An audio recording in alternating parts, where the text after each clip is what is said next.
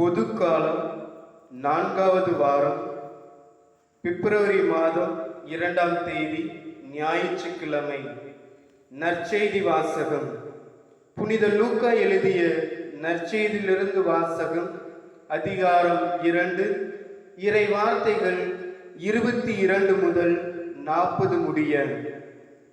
மோசேயின் சட்டப்படி தூய்மைச் சடங்கை நிறைவேற்ற வேண்டிய நாள் வந்தபோது குழந்தையை ஆண்டவருக்கு அர்ப்பணிக்க அவர்கள் எருசலேமுக்கு கொண்டு சென்றார்கள்.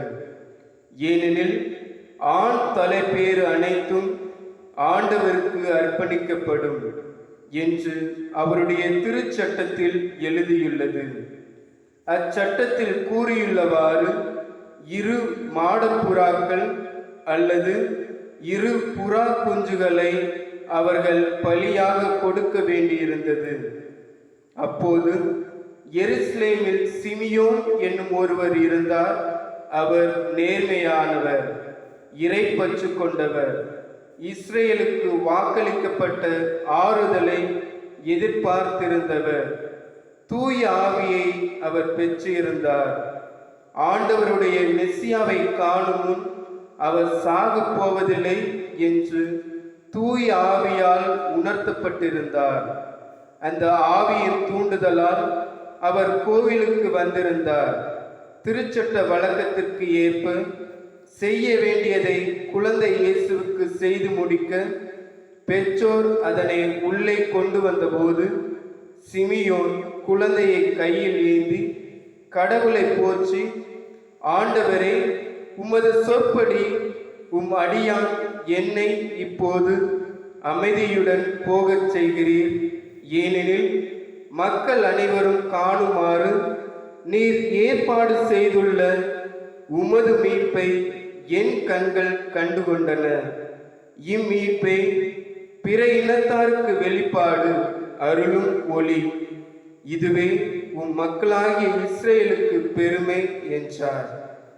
குழந்தையை குறித்து கூறியவை பற்றி அதன் தாயும் தந்தையும் வியப்புற்றனர்.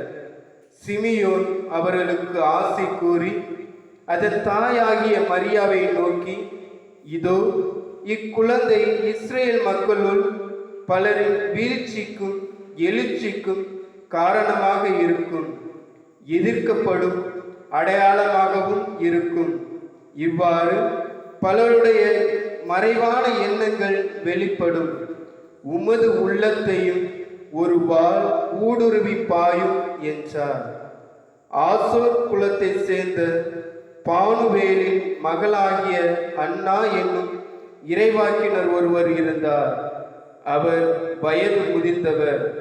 மணமாகி 7 ஆண்டுகள் கணவரோடு வாழ்ந்த பின் கைம்பெண் ஆனவர். அவருக்கு வயது 84. அவர் கோவிலை விட்டு நீங்காமல் நோன்பிருந்து மன்றாடி அல்லும் பகலும் திருப்பணி செய்து வந்தார். அவரும் அந்நேரத்தில் அங்கு வந்து கடவுளை புகழ்ந்து எருசலேமின் மீட்புக்காக காத்திருந்த எல்லோரிடமும் அக்குழந்தையை பற்றி பேசினார். ஆண்டவருடைய திருச்சட்டப்படி எல்லாவற்றையும் செய்து முடித்த பின்பு அவர்கள் கலிலேயாவில் உள்ள தங்கள் ஊராகிய நாசரேத்துக்கு திரும்பி சென்றார்கள். குழந்தையை வளர்ந்து வலிமை பெற்று ஞானத்தால் நிறைந்து கடவுளுக்கு உகந்ததாய் இருந்தது. ஆண்டவரின் அருள்வாக்கு. இயேசுவே உமக்கு புகழ்.